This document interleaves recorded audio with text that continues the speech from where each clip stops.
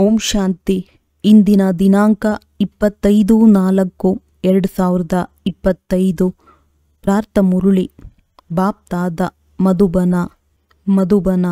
ಮಧುರ ಮಕ್ಕಳೇ, ತಂದೆಯ ಶ್ರೀಮತವು ನಿಮ್ಮನ್ನು ಸದಾ ಸುಖಿಯನ್ನಾಗಿ ಮಾಡುವಂಥದ್ದಾಗಿದೆ. ಆದ್ದರಿಂದ ದೇಹಧಾರಿಗಳ ಮತವನ್ನು ಬಿಟ್ಟು ಒಬ್ಬ ತಂದೆಯ ಶ್ರೀಮತದಂತೆ ನಡೆಯಿರಿ. ಪ್ರಶ್ನೆ: ಯಾವ ಮಕ್ಕಳ ಬುದ್ಧಿಯ ಅಲೆದಾಟವು ಇಲ್ಲಿಯವರೆಗೂ ನಿಂತಿಲ್ಲ?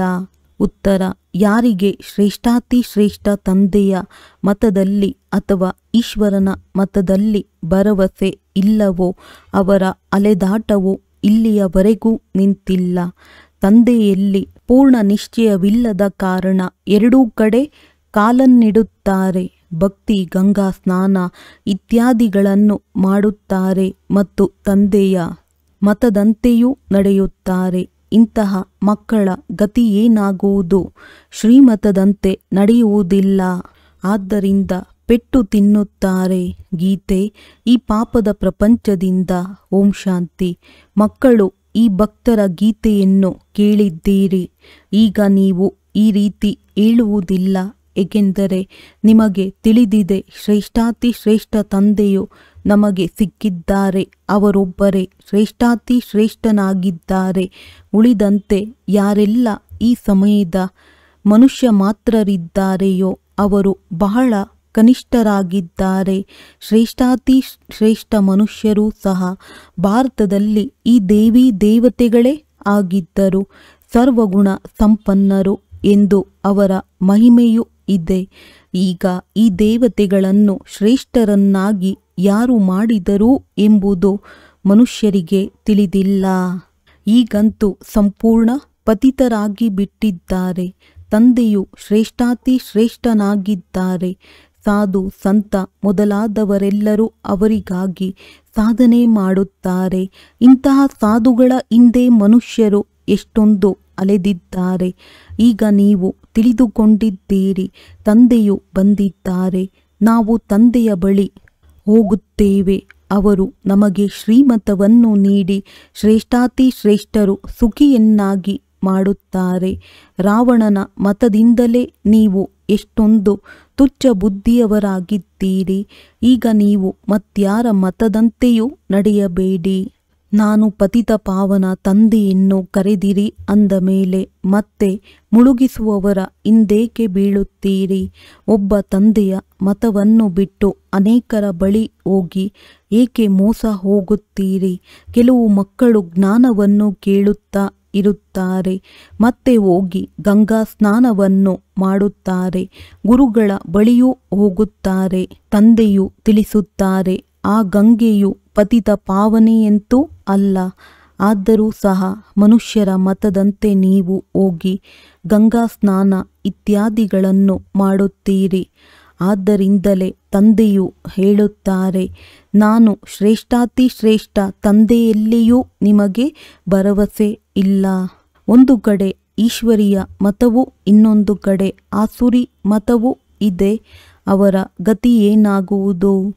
ಎರಡೂ ಕಡೆ ಕಾಲನ್ನಿಟ್ಟರೆ ಕೆಳಗೆ ಬೀಳುತ್ತಾರೆ. ತಂದೆಯಲ್ಲಿಯೂ ಪೂರ್ಣ ನಿಶ್ಚಯವನ್ನಿಡುವುದಿಲ್ಲ. ಇದನ್ನು ಹೇಳುತ್ತಾರೆ ಬಾಬಾ, ನಾವು ತಮ್ಮವರಾಗಿದ್ದೇವೆ. ತಮ್ಮ ಶ್ರೀಮತದಂತೆ ನಾವು ಶ್ರೇಷ್ಠರಾಗುತ್ತೇವೆ. ನಾವು ಶ್ರೇಷ್ಠಾತಿ ಶ್ರೇಷ್ಠ ತಂದೆಯ ಮತದಂತೆ ಹೆಜ್ಜೆಯನ್ನಿಡಬೇಕಾಗಿದೆ. ಶಾಂತಿಧಾಮ ಸುಖಧಾಮದ ಮಾಲೀಕರನ್ನಾಗಿ ತಂದೆಯೇ ಮಾಡುತ್ತಾರೆ. ಮತ್ತೆ ತಂದೆಯೂ ತಿಳಿಸುತ್ತಾರೆ, ಯಾರ ಶರೀರದಲ್ಲಿ ನಾನು ಪ್ರವೇಶ ಮಾಡಿದ್ದೇನೆಯೋ ಅವರು ಮೊದಲು 12 ಜನ ಗುರುಗಳನ್ನು ಮಾಡಿಕೊಂಡಿದ್ದರು. ಆದರೂ ಸಹ ತಮೋ ಪ್ರಧಾನರೇ ಆದರೂ ಏನೂ ಪ್ರಯೋಜನವಾಗಲಿಲ್ಲ. ಈಗ ತಂದೆಯು ಸಿಕ್ಕಿರುವುದರಿಂದ ಎಲ್ಲವನ್ನು ಬಿಟ್ಟು ಬಿಟ್ಟರು. ಶ್ರೇಷ್ಠಾತಿ ಶ್ರೇಷ್ಠ ತಂದೆಯೂ ಸಿಕ್ಕಿದ್ದರು ಮತ್ತು ತಂದೆಯೂ ತಿಳಿಸಿದ್ದರು, ಕೆಟ್ಟದನ್ನು ಕೇಳಬೇಡಿ, ಕೆಟ್ಟದನ್ನು ನೋಡಬೇಡಿ. ಆದರೂ ಸಹ ಮನುಷ್ಯರು ಸಂಪೂರ್ಣ ಪತಿತ ತಮೋ ಪ್ರಧಾನ ಬುದ್ಧಿಯವರಾಗಿದ್ದಾರೆ. ಇಲ್ಲಿಯೂ ಸಹ ಅನೇಕರಿದ್ದಾರೆ. ಶ್ರೀಮತದಂತೆ ನಡೆಯುವುದಿಲ್ಲ. ಅಷ್ಟು ಶಕ್ತಿ ಇಲ್ಲ. ಮಾಯೆಯು ಮೋಸಗೊಳಿಸುತ್ತಿರುತ್ತದೆ. ಏಕೆಂದರೆ ರಾವಣನು ಶತ್ರು, ರಾಮನು ಮಿತ್ರನಾಗಿದ್ದಾನೆ. ಕೆಲವರು ರಾಮನೆಂದು ಹೇಳುತ್ತಾರೆ, ಕೆಲವರು ಶಿವನೆಂದು ಹೇಳುತ್ತಾರೆ. ಮೂಲ ಹೆಸರು ಶಿವ ತಂದೆಯೆಂದಾಗಿದೆ. ನಾವು ಪುನರ್ಜನ್ಮದಲ್ಲಿ ಬರುವುದಿಲ್ಲ. ನಾಟಕದಲ್ಲಿ ನನ್ನ ಹೆಸರು ಶಿವನೆಂದೇ ಇಡಲಾಗಿದೆ. ಒಂದು ವಸ್ತುವಿಗೆ 10 ಹೆಸರುಗಳನ್ನಿಟ್ಟಿರುವುದರಿಂದ ಮನುಷ್ಯರು ತಬ್ಬಿಬ್ಬಾಗಿದ್ದಾರೆ. ಯಾರಿಗೇನು ಬಂದಿತೋ ಆ ಹೆಸರನ್ನಿಟ್ಟು ಬಿಟ್ಟರು. ನನ್ನ ಮೂಲ ಹೆಸರು ಶಿವನೆಂದಾಗಿದೆ. ನಾನು ಈ ಶರೀರದಲ್ಲಿ ಪ್ರವೇಶ ಮಾಡುತ್ತೇನೆ. ನಾನು ಕೃಷ್ಣ ಮೊದಲಾದವರಲ್ಲಿ ಬರುವುದಿಲ್ಲ. ವಿಷ್ಣು ಸೂಕ್ಷ್ಮವತನದ ನಿವಾಸಿಯಾಗಿದ್ದಾರೆಂದು ಅವರು ತಿಳಿಯುತ್ತಾರೆ. ವಾಸ್ತವದಲ್ಲಿ ಕಂಬೈನ್ ರೂಪವಾಗಿದೆ, ಪ್ರವೃತ್ತಿ ಮಾರ್ಗವಾಗಿದೆ. 4 ಭುಜಧಾರಿಗಳು ಯಾರೂ ಇರುವುದಿಲ್ಲ. 4 ಭುಜಗಳೆಂದರೆ ಪ್ರವೃತ್ತಿ ಮಾರ್ಗವಾಗಿದೆ, 2 ಭುಜಗಳೆಂದರೆ ನಿವೃತ್ತಿ ಮಾರ್ಗವಾಗಿದೆ. ತಂದೆಯು ಪ್ರವೃತ್ತಿ ಮಾರ್ಗದ ಧರ್ಮವನ್ನು ಸ್ಥಾಪನೆ ಮಾಡುತ್ತಾರೆ. ಸನ್ಯಾಸಿಗಳು ನಿವೃತ್ತಿ ಮಾರ್ಗದವರಾಗಿದ್ದಾರೆ. ಪ್ರವೃತ್ತಿ ಮಾರ್ಗದವರೇ ಮತ್ತೆ ಪಾವನರಿಂದ ಪತಿತರಾಗುತ್ತಾರೆ. ಆದ್ದರಿಂದ ಸೃಷ್ಟಿಯನ್ನು ತಮನ ಮಾಡಲು ಸನ್ಯಾಸಿಗಳದ್ದು ಪವಿತ್ರರಾಗುವ ಪಾತ್ರವಾಗಿದೆ. ಅವರೂ ಸಹ ಲಕ್ಷಾಂತರ ಕೋಟ್ಯಾಂತರ ಅಂದಾಜಿನಲ್ಲಿದ್ದಾರೆ. ಮೇಳವಾದಾಗ ಅನೇಕರು ಬರುತ್ತಾರೆ. ಅವರು ಅಡಿಗೆ ಮಾಡಿಕೊಳ್ಳುವುದಿಲ್ಲ. ಗೃಹಸ್ಥಿಗಳ ಪಾಲನೆಯಲ್ಲಿಯೇ ಬೆಳೆಯುತ್ತಾರೆ. ಕರ್ಮ ಸನ್ಯಾಸ ಮಾಡಿದ ಮೇಲೆ ಮತ್ತೆ ಭೋಜನವೆಲ್ಲಿಂದ ಬರುವುದು? ಆದ್ದರಿಂದ ಗೃಹಸ್ಥಿಗಳಿಂದ ತಿನ್ನುತ್ತಾರೆ. ಗೃಹಸ್ಥಿಗಳು ಇದು ಸಹ ನಮ್ಮ ದಾನವಾಯಿತು ಎಂದು ತಿಳಿಯುತ್ತಾರೆ. ಇವರು ಬ್ರಹ್ಮ ಪೂಜಾರಿ ಪತಿತನಾಗಿದ್ದರು. ಮತ್ತೆ ಈಗ ಶ್ರೀಮತದಂತೆ ನಡೆದು ಪಾವನರಾಗುತ್ತಿದ್ದಾರೆ. ತಂದೆಯಿಂದ ಆಸ್ತಿಯನ್ನು ತೆಗೆದುಕೊಳ್ಳುವ ಪುರುಷಾರ್ಥ ಮಾಡುತ್ತಿದ್ದಾರೆ. ಆದ್ದರಿಂದಲೇ ತಂದೆಯು ತಿಳಿಸುತ್ತಾರೆ, ಮಕ್ಕಳೇ, ಮಾತಾಪಿತರನ್ನು ಅನುಕರಣೆ ಮಾಡಿ. ಮಾಯೆಯು ಪ್ರತಿಯೊಂದು ಮಾತಿನಲ್ಲಿ ಹಿಂದೆ ಬೀಳುತ್ತದೆ. ದೇಹಾಭಿಮಾನದಿಂದಲೇ ಮನುಷ್ಯರು ತಪ್ಪು ಮಾಡುತ್ತಾರೆ. ಬಲೆ ಬಡವರಿರಲಿ ಸಾಹುಕಾರರಿರಲಿ, ದೇಹಾಭಿಮಾನವು ಬಿಟ್ಟು ಹೋಗಬೇಕು. ದೇಹಾಭಿಮಾನವನ್ನು ಬಿಡುವುದರಲ್ಲಿಯೇ ಬಹಳ ಪರಿಶ್ರಮವಿದೆ. ನೀವು ತಮ್ಮನ್ನು ಆತ್ಮವೆಂದು ತಿಳಿದು ದೇಹದಿಂದ ಪಾತ್ರವನ್ನಭಿನಯಿಸಿ ನೀವು ದೇಹಾಭಿಮಾನದಲ್ಲಿ ಏಕೆ ಬರುತ್ತೀರಿ? ನಾಟಕದನುಸಾರ ದೇಹಾಭಿಮಾನದಲ್ಲಿ ಬರಲೇಬೇಕಾಗಿದೆ. ಈ ಸಮಯದಲ್ಲಂತೂ ಪಕ್ಕಾ ದೇಹಾಭಿಮಾನಿಗಳಾಗಿದ್ದಾರೆ. ತಂದೆಯು ತಿಳಿಸುತ್ತಾರೆ, ನೀವಂತೂ ಆತ್ಮವಾಗಿದ್ದೀರಿ. ಆತ್ಮವೇ ಎಲ್ಲವನ್ನು ಮಾಡುತ್ತದೆ. ಆತ್ಮವು ಶರೀರದಿಂದ ಬೇರೆಯಾದರೆ ಮತ್ತೆ ಶರೀರವನ್ನು ಕತ್ತರಿಸಿದರೂ ಸಹ ಯಾವುದೇ ಶಬ್ದವು ಹೊರಬರುವುದಿಲ್ಲ. ನನ್ನ ಶರೀರಕ್ಕೆ ದುಃಖ ಕೊಡಬೇಡಿ ಎಂದು ಆತ್ಮವೇ ಹೇಳುತ್ತದೆ. ಆತ್ಮವು ಅವಿನಾಶಿಯಾಗಿದೆ, ಶರೀರವು ವಿನಾಶಿಯಾಗಿದೆ. ತಮ್ಮನ್ನು ಆತ್ಮವೆಂದು ತಿಳಿದು ತಂದೆಯಾದ ನನ್ನನ್ನು ನೆನಪು ಮಾಡಿ ದೇಹಾಭಿಮಾನವನ್ನು ಬಿಡಿ. ನೀವು ಮಕ್ಕಳು ಎಷ್ಟು ದೇಹಿ ಅಭಿಮಾನಿಗಳಾಗುತ್ತೀರೋ ಅಷ್ಟು ಆರೋಗ್ಯವಂತರು ಮತ್ತು ನಿರೋಗಿಯಾಗುತ್ತಾ ಹೋಗುತ್ತೀರಿ. ಈ ಯೋಗ ಬಲದಿಂದಲೇ ನೀವು 21 ಜನ್ಮಗಳವರೆಗೆ ನಿರೋಗಿಯಾಗುತ್ತೀರಿ. ಎಷ್ಟು ಆಗುತ್ತೀರೋ ಅಷ್ಟು ಶ್ರೇಷ್ಠ ಪದವಿಯೂ ಸಿಗುವುದು. ಶಿಕ್ಷೆಗಳಿಂದ ಮುಕ್ತರಾಗುತ್ತೀರಿ. ಇಲ್ಲವಾದರೆ ಬಹಳ ಶಿಕ್ಷೆಯನ್ನನುಭವಿಸಬೇಕಾಗುವುದು. ಅಂದ ಮೇಲೆ ಎಷ್ಟೊಂದು ದೇಹಿ ಅಭಿಮಾನಿಗಳಾಗಬೇಕಾಗಿದೆ. ಕೆಲವರ ಅದೃಷ್ಟದಲ್ಲಿ ಈ ಜ್ಞಾನವೇ ಇಲ್ಲ. ಎಲ್ಲಿಯವರೆಗೆ ನಿಮ್ಮ ಕುಲದಲ್ಲಿ ಬರುವುದಿಲ್ಲವೋ, ಅರ್ಥಾತ್ ಬ್ರಹ್ಮಮುಖ ವಂಶಾವಳಿಯಾಗುವುದಿಲ್ಲವೋ, ಅಂದರೆ ಬ್ರಾಹ್ಮಣರಾಗದ ಹೊರತು ದೇವತೆಗಳು ಹೇಗಾಗುತ್ತಾರೆ? ಬಲೆ ಅನೇಕರು ಬರುತ್ತಾರೆ. ಬಾಬಾ ಬಾಬಾ ಎಂದು ಬರೆಯುತ್ತಾರೆ ಅಥವಾ ಹೇಳುತ್ತಾರೆ. ಆದರೆ ಕೇವಲ ನಾಮ ಮಾತ್ರಕ್ಕಷ್ಟೇ ಒಂದೆರಡು ಪತ್ರ ಬರೆದು ಮತ್ತೆ ಮಾಯವಾಗಿ ಬಿಡುತ್ತಾರೆ. ಅವರೂ ಸಹ ಸತ್ಯಯುಗದಲ್ಲಿ ಬರುತ್ತಾರೆ. ಆದರೆ ಪ್ರಜೆಗಳಂತೂ ಬಹಳ ಆಗುತ್ತಾರಲ್ಲವೇ. ಮುಂದೆ ಹೋದಂತೆ ಯಾವಾಗ ದುಃಖ ಹೆಚ್ಚುವುದೋ ಆಗ ಅನೇಕರು ಓಡಿ ಬರುವರು. ಭಗವಂತನು ಬಂದಿದ್ದಾರೆಂಬ ಸದ್ದು ಹರಡುವುದು. ನಿಮ್ಮ ಅನೇಕ ಸೇವಾ ಕೇಂದ್ರಗಳು ತೆರೆಯುತ್ತವೆ.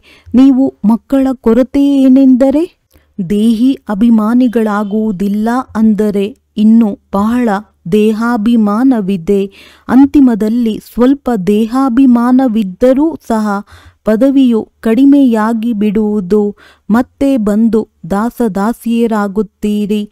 ದಾಸದಾಸಿಯರು ನಂಬರ್ ವಾರಾಗಿ ಅನೇಕರಿರುತ್ತಾರೆ. ರಾಜರಿಗಂತೂ ದಾಸಿಯರು ಅನೇಕರು ಸಿಗುತ್ತಾರೆ, ಸಾಹುಕಾರರಿಗೆ ಸಿಗುವುದಿಲ್ಲ. ಮಕ್ಕಳು ನೋಡಿದ್ದೀರಿ, ರಾಧೆಯು ಎಷ್ಟೊಂದು ದಾಸಿಯರನ್ನು ವರದಕ್ಷಿಣೆಯಾಗಿ ಕರೆದುಕೊಂಡು ಬರುತ್ತಾಳೆ. ಮುಂದೆ ಹೋದಂತೆ ಬಹಳ ಸಾಕ್ಷಾತ್ಕಾರವಾಗುತ್ತದೆ. ದಾಸಿಗಳಾಗುವುದಕ್ಕಿಂತಲೂ ಸಾಹುಕಾರ ಪ್ರಜೆಗಳಾಗುವುದೇ ಒಳ್ಳೆಯದಾಗಿದೆ. ದಾಸಿ ಶಬ್ದವು ಕೆಟ್ಟದಾಗಿದೆ. ಪ್ರಜೆಗಳಲ್ಲಿ ಸಾಹುಕಾರರಾದರೂ ಒಳ್ಳೆಯದು. ತಂದೆಯ ಮಕ್ಕಳಾಗುವುದರಿಂದ ಮಾಯೆಯು ಇನ್ನೂ ಚೆನ್ನಾಗಿ ಖಾತರಿ ಮಾಡುತ್ತದೆ. ಶಕ್ತಿಶಾಲಿಗಳೊಂದಿಗೆ ಶಕ್ತಿಶಾಲಿಯಾಗಿ ಹೋರಾಡುತ್ತದೆ. ದೇಹಾಭಿಮಾನವು ಬಂದು ಬಿಡುತ್ತದೆ. ಅಂಥವರು ಶಿವತಂದೆಯಿಂದಲೂ ಮುಖವನ್ನು ತಿರುಗಿಸಿಕೊಳ್ಳುತ್ತಾರೆ. ತಂದೆಯ ನೆನಪನ್ನು ಮಾಡುವುದೇ ಬಿಟ್ಟು ಬಿಡುತ್ತಾರೆ. ಅರೆ ತಿನ್ನುವುದಕ್ಕೆ ಬಿಡುವಿದೆ. ಮತ್ತು ಯಾವ ತಂದೆಯು ವಿಶ್ವದ ಮಾಲೀಕರನ್ನಾಗಿ ಮಾಡುವರೋ ಅವರನ್ನು ನೆನಪು ಮಾಡಲು ಬಿಡುವಿರುವುದಿಲ್ಲವೇ. ಒಳ್ಳೊಳ್ಳೆಯ ಮಕ್ಕಳು ಶಿವತಂದೆಯನ್ನು ಮರೆತು ದೇಹಾಭಿಮಾನದಲ್ಲಿ ಬಂದು ಬಿಡುತ್ತಾರೆ. ಇಲ್ಲದಿದ್ದರೆ ಇಂತಹ ತಂದೆಯು ಯಾರು ಜೀವದಾನ ನೀಡುತ್ತಾರೆಯೋ ಅವರನ್ನು ನೆನಪು ಮಾಡಿ ಪತ್ರವನ್ನಾದರೂ ಬರೆಯಲಿ. ಆದರೆ ಇಲ್ಲಿ ಮಾತೆ ಕೇಳಬೇಡಿ. ಮಾಯೆಯು ಒಮ್ಮೆಲೆ ಮೂಗನ್ನು ಹಿಡಿದು ಆರಿಸಿಬಿಡುತ್ತದೆ. ಹೆಜ್ಜೆ ಹೆಜ್ಜೆಯಲ್ಲಿ ಶ್ರೀಮತದಂತೆ ನಡೆದರೆ ಒಂದೊಂದು ಹೆಜ್ಜೆಯಲ್ಲಿ ಪದಮಗಳಷ್ಟಿದೆ. ನೀವು ಬಹಳಷ್ಟು ಧನವಂತರಾಗುತ್ತೀರಿ. ಅಲ್ಲಿ ಎಣಿಕೆ ಇರುವುದಿಲ್ಲ. ಹಣ, ಅಂತಸ್ತು, ಅಧಿಕಾರ ಎಲ್ಲವೂ ಸಿಗುತ್ತದೆ. ಅಲ್ಲಿ ತಾಮ್ರ, ಕಬ್ಬಿಣ, ಕಂಚು ಇತ್ಯಾದಿಯೇನೂ ಇರುವುದಿಲ್ಲ. ಚಿನ್ನದ ನಾಣ್ಯಗಳಿರುತ್ತದೆ. ಮನೆಯನ್ನೇ ಚಿನ್ನದಿಂದ ಕಟ್ಟುತ್ತಾರೆಂದರೆ ಏನು ತಾನೇ ಇರುವುದಿಲ್ಲ. ಇಲ್ಲಂತೂ ಭ್ರಷ್ಟಾಚಾರಿ ರಾಜ್ಯವಾಗಿದೆ. ಯಥಾ ರಾಜ ರಾಣಿ ತಥಾ ಪ್ರಜಾ. ಸತ್ಯಯುಗದಲ್ಲಿ ರಾಜ ರಾಣಿ ಹೇಗೋ ಹಾಗೆಯೇ ಪ್ರಜೆಗಳೆಲ್ಲರೂ ಶ್ರೇಷ್ಠಾಚಾರಿಗಳಾಗಿರುತ್ತಾರೆ. ಆದರೆ ಮನುಷ್ಯರ ಬುದ್ಧಿಯಲ್ಲಿ ಇದು ಕುಳಿತುಕೊಳ್ಳುವುದೇ ಇಲ್ಲ. ತಮೋಪ್ರಧಾನ ಬುದ್ಧಿಯವರಾಗಿದ್ದಾರೆ. ತಂದೆಯು ತಿಳಿಸುತ್ತಾರೆ, ನೀವು ಸಹ ಹಾಗೆಯೇ ಇದ್ದೀರಿ. ಇವರು ಬ್ರಹ್ಮ ಹಾಗೆಯೇ ಇದ್ದರು. ಈಗ ನಾನು ಬಂದು ದೇವತೆಯನ್ನಾಗಿ ಮಾಡುತ್ತೇನೆಂದರೂ ಸಹ ಆಗುವುದಿಲ್ಲ. ಪರಸ್ಪರ ಜಗಳವಾಡುತ್ತಿರುತ್ತಾರೆ. ನಾನು ಬಹಳ ಒಳ್ಳೆಯವನಾಗಿದ್ದೇನೆ, ನಾನು ಇದಾಗಿದ್ದೇನೆ ಎನ್ನುತ್ತಾರೆ. ನಾವು ನರಕದಲ್ಲಿದ್ದೇವೆ, ರೌರವ ನರಕದಲ್ಲಿ ಬಿದ್ದಿದ್ದೇವೆ ಎಂಬುದನ್ನು ಯಾರೂ ತಿಳಿದುಕೊಳ್ಳುವುದಿಲ್ಲ. ಇದನ್ನೂ ಸಹ ನೀವು ಮಕ್ಕಳೇ ನಂಬರ್ ವಾರ್ ಪುರುಷಾರ್ಥದನುಸಾರ ಅರಿತುಕೊಂಡಿದ್ದೀರಿ. ಮನುಷ್ಯರಂತೂ ಸಂಪೂರ್ಣ ನರಕದಲ್ಲಿ ಬಿದ್ದಿದ್ದಾರೆ. ದಿನರಾತ್ರಿ ಚಿಂತೆಗಳಲ್ಲಿ ಮುಳುಗಿರುತ್ತಾರೆ. ಜ್ಞಾನ ಮಾರ್ಗದಲ್ಲಿ ಯಾರೂ ಅನ್ಯರನ್ನು ತಮ್ಮ ಸಮಾನರನ್ನಾಗಿ ಮಾಡುವ ಸೇವೆ ಮಾಡುವುದಿಲ್ಲವೋ, ನನ್ನದು ನಿನ್ನದೆಂಬ ಚಿಂತೆಯಲ್ಲಿರುತ್ತಾರೆಯೋ ಅವರು ರೋಗಿಗಳಾಗಿದ್ದಾರೆ. ತಂದೆಯ ವಿನಃ ಮತ್ಯಾರನ್ನಾದರೂ ನೆನಪು ಮಾಡಿದರೆ ವ್ಯಭಿಚಾರಿಯಾದರಲ್ಲವೇ. ತಂದೆಯು ತಿಳಿಸುತ್ತಾರೆ, ನನ್ನೊಬ್ಬನಿಂದಲೇ ಕೇಳಿರಿ, ಮತ್ಯಾರ ಮತವನ್ನೂ ಕೇಳಬೇಡಿ.